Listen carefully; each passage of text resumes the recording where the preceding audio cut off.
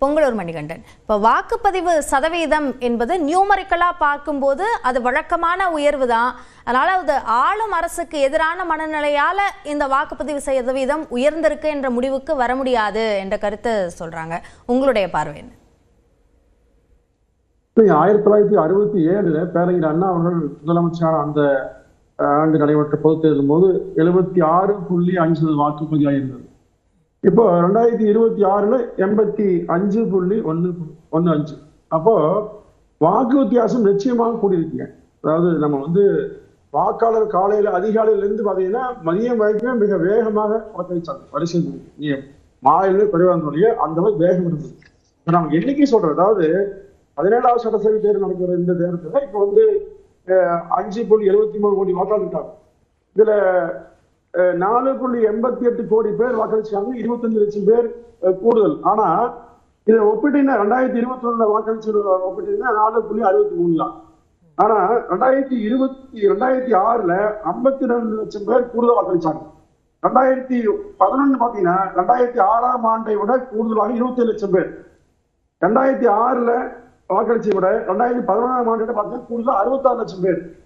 2021 வாக்களிச்சு விட 2016ஆம் ஆண்டை விட 37 லட்சம் பேருங்க. இப்ப 2026 21ஆம் ஆண்டை விட 20 லட்சம் பேர். அப்போ வாக்கு அளவுல பாத்தீங்கன்னா அது குறைவா தெரியல, ஆனா சதவீத அதிகமா இருக்குது. அப்போ நிச்சயமாக ஆளுங்கட்சிக்கு எதிரான ஒரு மனநிலையும் இருந்திருக்கிறது. அதே சமயத்துல வாக்களிப்புடைய அந்த வேகமும் கூடியிருக்கிறது. எஸ்ஐஆரும் காரணமாக இருக்குது. இது பல காரணம் சொல்லும். இதுல யாரு வாய்ப்பு வெற்றி தோல்வி என்று பேச வேண்டிய அவசியம் இல்லை. அடுத்த மாதம் 4ஆம் தேதி விடைபெறிய போகுது. ஆனா பொதுவாக வாக்களிப்பவர்கள் எண்ணிக்கை கூடுவது மகிழ்ச்சியாக. இன்னுமே 100% வாக்குகள் பதிவானால் அது யார் என்றாலும் பரவாயில்ல, பதிவானால் நிச்சயமாக ஜனநாயகத்துக்கு நல்லது. இன்னுமே எஞ்சிய 15% வாக்காளர்கள் வாக்களிக்கணும்னு சொன்னா அதை கூட நாம் அரசு ரீதியாக நிச்சயமா கட்டாயப்படுத்தி வாக்களிப்பது கட்டாயம் என்கிற நிலையை உருவாக்கினால் மிகவும் நல்லது. ஏன்னா 5 ஆண்டுகளுக்கு ஒரு முறை நம் நாட்டை யார் நம்மை ஆளுநர்களுக்காக தேர்வு செய்யக்கூடிய ஜனநாயக மதிப்புமிக்க உரிமை. இந்த உரிமையை பல பேர் காலகாலமா பயன்படுத்தாமே தவிர்க்காங்க. இந்த தவிர்ப்பை நாம் தவிர்க்க வேண்டும். நிச்சயமாக வருகின்ற காலகட்டங்களில் இன்னும் கூடுதலாக வாக்களிக்க வேண்டும். இதுல அரசு ரீதியா போக வேண்டிய அவசியமே இல்லை. ஏன்னா எல்லாமே முடிஞ்சது. நம்ம விடை பார்க்க போறோம். நமக்கு தேவை என்னன்னா புதிய வாக்காளர்களோ ஏற்கனவே வாக்காளர்களோ ஆர்வத்தோடு வாக்களிப்பதற்கான அளவுக்கு நீங்க அரசியல் சூழல் உருவாக வேண்டும். இப்ப பாத்தீங்கன்னா இந்த தேர்தலில் மிகவும் வயதானவர்கள் நிறைய பேர் வாக்களிக்கணும். உள்ளாட்சி தேர்தல் எடுத்தீங்கன்னா அவர்களை வீடு வீடாக சென்று அழைத்து வாக்களிக்க செய்வாங்க. ஆனா இந்த முறை அப்படி யாருமே செய்யல. அது ஒரு காரணமா இருக்கலாம். ஆனா அதே சமயத்துல வாக்களிக்க வேண்டும் எண்ணம் புதிய தலைமுறைக்கு நிச்சயமாக உருவாகி மறுக்க முடியாது. இளைய தலைமுறைக்கு ஒரு வேகம் இருந்தது மறுக்க முடியாது. ஆளுங்கட்சிக்காகவோ அல்லது வேறு புதிய கட்சியாக வேண்டாம். பொதுவாகவே ஒரு வாக்களிப்பது நம்முடைய கடமை என்கிற ஒரு உணர்வை இளைய தலைமுறை பெற்றிருக்கிறது. ஆனால் முந்தைய தலைமுறை சோர்வா இருக்குது. அப்போ அப்படியே அந்த சோர்வாக இருக்காங்க அப்படின்னா அவங்கள வாக்களிக்க வைக்க வேண்டிய கடமை யாருக்கு இருக்கு அப்படின்றது ஒரு கேள்வி. இன்னொரு கேள்வி, இப்போ வயதானவர்கள் வாக்களிக்கணும் அப்படின்னா அவங்களுடைய வீடுகளுக்கே சென்று வாக்களிக்க வைக்கிற முயற்சிகள் எல்லாமும் நடந்தது தானே, அதை மறுக்க முடியுமா? இல்ல, அது உண்மைங்க. அதாவது அந்த 85 வயதானவர்கள் வாக்களிக்கும் உரிமை வீட்டிலே இருந்தது. அப்படி பல இடங்கள்ல அந்த வயது யாருக்கு ஆயிருக்குன்னு தெரியாது. சில பேருக்கு பிறந்த தேதி தெரியாது. அந்த வாக்காளர் அட்டையில் இருக்கிற பிறந்த வயதை வைத்து 100 வயசு மேல எங்க ஊர்ல செல்லமுட்டுன்னு பேரு. வயசு 101 ஆச்சு. ஆனா அவருக்கு வீடு தேடி வாக்களிக்க உரிமையா யாருமே தரல. அவர் வாக்களிச்சார். ஒரு சக்கர நாற்காலி வாக்களிச்சு போனார். அப்போ இது மாதிரி பல்லாயிரம் பேர் தொகுதியில் இருக்காங்க. அப்போ இதுல நம்ம அரசியல் பேசக்கூடாது. வாக்களிப்பது என்பது கட்டாயப்படுத்த வேண்டும். ஏன்னா 100% வாக்களிச்சா மட்டும்தான் நிச்சயமாக ஜனநாயகத்துல யார் அது நல்லவர்களோ கெட்டவர்களோ யார் வர்றாங்களோ அவர்களை தீர்மானிக்கிற உரிமையை அவர்கள் அளித்துட்டார் என்பது பூர்த்தியாகுங்க. நம்முடைய நாட்டை பொறுத்தவரையிலே அரசியல்வாதிகளும் கவலைப்படுறதில்லை, முழுமையா வாக்களிக்கிறவர்களும் கவலைப்படுறதில்லை. நிற்கக்கூடிய வேட்பாளர் உள்ளாட்சி நிற்கிற போது பாருங்க, ஊராட்சி மன்ற தலைவர் நான் அந்த பதவிக்கு போட்டிருக்கிற போது ஒவ்வொரு வாக்காளரும் வீடு தேடி கார் அனுப்பிச்சுட்டு கொண்டு வாக்களிப்பு பண்றாங்க. ஆனா சட்டமன்ற நாடாளுமன்ற தேர்தல் சட்டமன்ற தேர்தல் ஓரளவு பண்றாங்க. நாடாளுமன்ற தேர்தலில் இந்த அக்கறையும் காட்டுவதில்லை. இது ஒன்று அரசுக்கும் பொறுப்புண்டு, ஆட்சியாளருக்கும் பொறுப்புண்டு, அரசுக்கும் பொறுப்புண்டு. ஆனா வாக்களிக்கிற வாக்காளரின் கடமை இருந்தா கூட இயலாம இருக்கலாமுங்க. தொலைதூரத்தில் இருப்பாங்க, வெளியில் இருப்பாங்க, வர முடியாத சூழ்நிலை இப்படி பல காரணம் இருக்குது. எனவே வாக்களிப்பது என்பதை கட்டாயப்படுத்த வேண்டும்.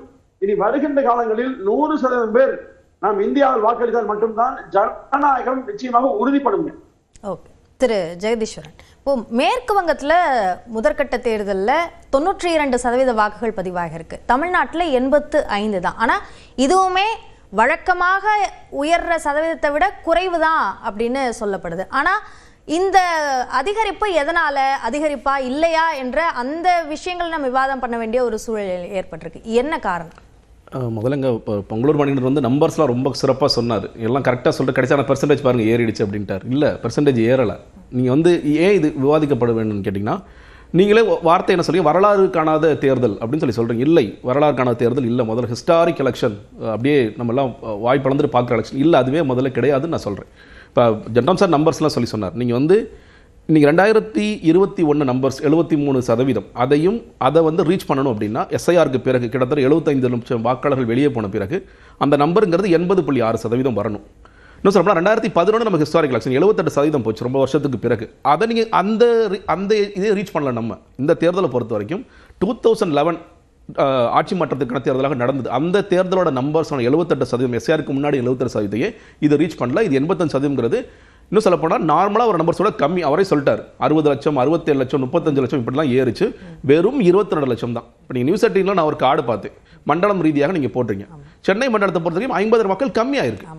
ஆனால் நீ பர்சன்டேஜாக பாருங்க, நம்ம யூஸ்வலாக என்ன சொல்லுவோம், சோம்பேறிகள் நீங்க வந்து வாக்களிக்க வர மாட்டேங்கிறாங்க. 23% அதிகரிச்சிருக்கு. ஆனா வாக்காளர்களோட எண்ணிக்கை பார்க்கும்போது 43,000 குறைஞ்சிருக்கு. எஸ்ஐஆரால கடுமையாக பாதிக்கப்பட்ட மண்டலம் சென்னை மண்டலம். நீங்க முதலமைச்சர் ஸ்டாலின் தொகுதியில் 1 லட்சம் வாக்காளர்கள் வெளியே போனாங்க. உதயநிதி ஸ்டாலின் தொகுதியில் 80,000 வாக்காளர்கள் வெளியே போனாங்க. சென்னையில் இருக்கிற எல்லா தொகுதிகளிலும் அதிகபட்சமான கடுமையாக பாதிக்கப்பட்ட மண்டலம் என்பது சென்னை மண்டலம் தான். அப்போ சென்னை மண்டலத்தில் நீங்கள் அதிகமான பாதிக்கப்பட்ட காரணத்தினால் நீங்கள் வந்து போன வாட்டி 24 லட்சம், இந்த வாட்டி 23 லட்சமாக இருந்தாலும் பெர்சன்டேஜாக பார்க்கும்போது அது உங்களுக்கு ஜாஸ்தி பண்ணி கொடுக்குது. பாருங்க, பயங்கரமான பெர்சன்டேஜுங்க. மக்கள் அலாலியாக வந்தாங்க. மக்கள் வந்து கன்சிஸ்டண்டாக வந்தாங்க காலையிலேருந்து சாயந்தரம் வரைக்கும். இப்போ நான் கூட என்ன நினச்சேன்னா, நான் 3 மணிக்கு தான் வாக்களிக்க போனேன். எல்லாம் வெயில் தாழ நம்ம வெயில் நேரத்தில் நம்ம போயிடுவோம். இந்த நேரத்தில் மக்கள் வரமாட்டாங்கன்னு நினச்சி. பட் அந்த நேரத்தில் கூட்டம் நின்றுச்சு. 5 மணிக்கு வந்து கிட்டத்தட்ட 82.5% வந்துச்சு. அப்போ நிறைய பேர் பேசும்போது பாருங்க 90 ரீச் ஆகிடும். 90 ரீச் ஆகாது. வாக்களிக்க வேண்டியவங்க காலையிலேருந்து வந்துட்டு கன்சிஸ்டண்டாக வந்துட்டே இருக்காங்க. எங்கேயுமே தொய்வே இல்லாமல் வாக்கு சதவீதம் நடந்துகிட்டே இருக்கு. அப்போ இந்த சதவீதம்ங்கிறது 85 நின்ற ஒருவேளை 90 போயிருந்துச்சுன்னா இது உண்மையிலே ஹிஸ்டாரிக் எலெக்ஷன் நீங்கள் சொல்லலாம். அது 90க்கு போகலை.